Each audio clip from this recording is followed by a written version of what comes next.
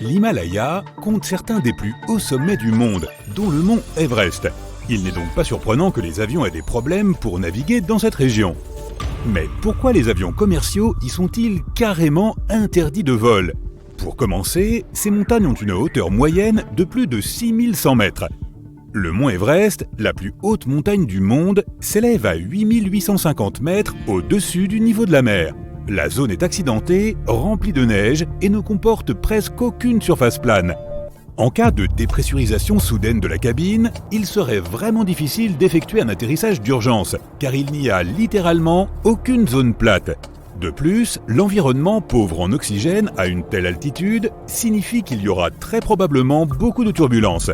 Non seulement c'est très désagréable pour les passagers, mais les mouvements d'air aléatoires et la vitesse élevée du vent font qu'il devient très difficile de manœuvrer l'avion. Cette zone est aussi assez peu peuplée. Il n'y a donc pas grand-chose ici en termes de système radar. Or, les radars sont essentiels à la sécurité aérienne. Sans radar, les pilotes seraient incapables de communiquer avec le sol pour connaître les conditions de vol. Il peut également faire si froid là-haut que le carburant des avions peut totalement geler. Certes, les carburants utilisés dans les avions gèlent généralement à environ moins 45 degrés Celsius. Mais cela pourrait se produire au-dessus de l'Everest. La température la plus basse y a été enregistrée en décembre 2004, lorsque les thermomètres ont affiché une température stupéfiante de moins 42 degrés Celsius. Il n'est donc pas étonnant que les pilotes ne veuillent jamais prendre ce risque, surtout sur un vol commercial. Parmi les quelques aérodromes situés dans l'Himalaya, il y en a un qui est considéré comme celui où il est le plus difficile à atterrir du monde. Seuls 8 pilotes sur la planète sont agréés pour le faire. Il s'agit de l'aéroport international de Paro, situé au Bhoutan, un pays enclavé dans l'Himalaya oriental. Tout d'abord, l'atterrissage est très dangereux car il faut littéralement traverser certains des plus hauts sommets du monde. Sans compter que ces 8 super pilotes doivent également tenir compte des vents violents. Malgré ces difficultés, ils parviennent à faire atterrir en toute sécurité plus de 30 000 personnes chaque année. Par ailleurs, il n'y a pas de radar pour guider les pilotes. Ils doivent donc manœuvrer l'avion entièrement en mode manuel. Les pilotes doivent décider de leur mouvement en fonction du point de repère visuel spécifique à l'approche de la piste. De plus, les vols n'y sont autorisés que de jour et par bonne visibilité. Ces grands professionnels de l'aviation doivent par ailleurs faire attention aux poteaux électriques et aux toits des bâtiments qui surplombent les collines.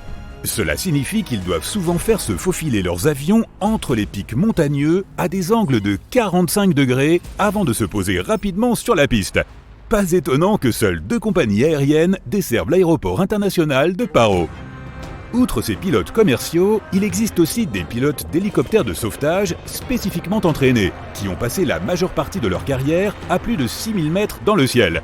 La plupart du temps, ils s'associent à des alpinistes tout aussi expérimentés, qui s'entraînent en traversant la cascade de glace de Khumbu. Elle est surnommée le kilomètre carré le plus dangereux de la planète. Constituée de colonnes de glace aussi hautes que des immeubles de 6 étages, cette immense portion de glacier, située sur le versant ouest de l'Everest, est parsemée de crevasses sans fond. Il faut entre 4 et 12 heures pour aller d'un bord à l'autre de la chute de glace, selon l'expérience du grimpeur. On pourrait penser qu'il s'agit d'un endroit plutôt serein, puisque l'on est littéralement entouré que de glace et de neige. Mais les professionnels locaux affirment tout le contraire.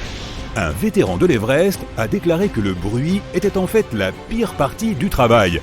La montagne produit d'affreux grincements et gémit même parfois.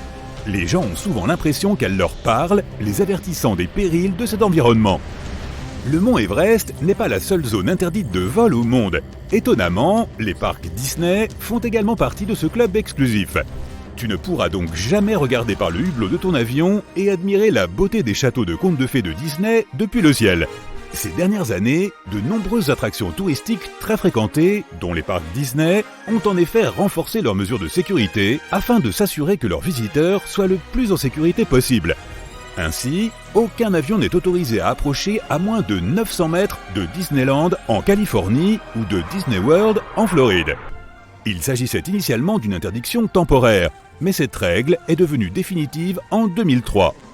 D'autres endroits ne sont pas survolés par les avions en raison de leur importance historique. C'est le cas du Machu Picchu, situé dans la cordillère des Andes péruviennes. On y trouve un grand nombre d'espèces sauvages et de plantes rares qui poussent exclusivement dans cette région. Il est essentiel de les protéger au mieux. Quel rapport avec le fait que les avions ne survolent pas cette zone? Tout d'abord, cela réduit le volume de produits chimiques nocifs dans la zone. Ensuite, si un avion devait effectuer un atterrissage d'urgence à cet endroit, il causerait des dommages irréversibles aux constructions et à la faune. Étonnamment, les avions peuvent survoler le Parthénon grec à Athènes, mais à une condition, ne pas le survoler à moins de 1500 mètres. De cette façon, le bâtiment historique est un peu mieux protégé contre les atterrissages d'urgence, car il existe des zones spécialement conçues pour cela tout autour. Tu ne pourras pas non plus voir le Taj Mahal d'en haut. Étant donné qu'il s'agit de l'une des pièces d'architecture les plus importantes, les plus anciennes et les plus majestueuses au monde, il a également besoin de dispositifs de sécurité renforcés. Le bâtiment date des années 1600. L'UNESCO l'a inscrit au patrimoine mondial en 1983. Les autorités indiennes ont instauré une zone d'exclusion aérienne au-dessus du bâtiment en 2006. Elles l'ont fait pour protéger non seulement le bâtiment lui-même, mais aussi les foules de touristes qui viennent ici chaque année. 7 à 8 millions de personnes. Tout le monde sait que Buckingham Palace est la résidence du monarque britannique. Pour la sécurité du roi, et avant lui de la reine, une zone d'exclusion aérienne a donc été mise en place ici aussi. Les avions ne sont pas non plus autorisés à survoler le château de Windsor afin de s'assurer que la famille royale soit tout aussi protégée. Parmi les autres bâtiments britanniques importants qui font l'objet d'une zone d'exclusion aérienne, citons le 10 Downing Street, la résidence officielle et le bureau du Premier ministre britannique, ainsi que les chambres du Parlement. La maison de George Washington à Mount Vernon, en Virginie, ne peut être survolée par des avions qu'à plus de 460 mètres. Ce manoir historique en bois a été construit pour le président George Washington entre 1758 et 1778. Malheureusement, le bâtiment a subi de nombreux dommages au fil des ans. Aussi, afin de mieux le préserver, les autorités ont décidé d'interdire les vibrations produites par les avions en vol. C'est pourquoi on a établi une zone d'exclusion aérienne à cet endroit aussi. Elle couvre tout l'espace aérien au-dessus de ce monument historique national. C'est probablement la raison pour laquelle on ne voit que rarement des photos de cette maison vue du ciel. Comme il s'agit de la ville de résidence du président des États-Unis, il est également interdit de survoler Washington DC. C'est aussi le siège du Congrès et d'autres institutions publiques. Les autorités ont donc établi une zone de règles de vol spéciale s'étendant sur 48 km autour de l'aéroport international Ronald Reagan. Cela signifie que c'est l'un des aéroports où les décollages et les atterrissages sont les plus précis. Les pilotes doivent composer avec les zones interdites de vol, ce qui entraîne parfois des décollages peu confortables pour les passagers. Chaque fois qu'un pilote pénètre dans une zone interdite de vol, cela provoque un gros pataquès, comme ce qui s'est passé en 2005, lorsqu'un pilote a accidentellement dirigé son avion vers une zone interdite. Le Capitole a dû être évacué immédiatement, et ses activités habituelles ont été interrompues. D'autres capitales du monde ont des exigences similaires, comme Budapest par exemple. Dans la capitale de la Hongrie, les avions ne sont pas autorisés à survoler l'ancienne ville de Pest et les collines de Buda. La quasi-totalité du trafic aérien est également interdite au-dessus de Paris, à quelques exceptions près. Les avions ne peuvent la survoler à moins de 2000 mètres. Les survols en hélicoptère sont également interdits au-dessus de Paris intramuros. Seuls certains appareils effectuant des missions précises peuvent obtenir une autorisation spéciale.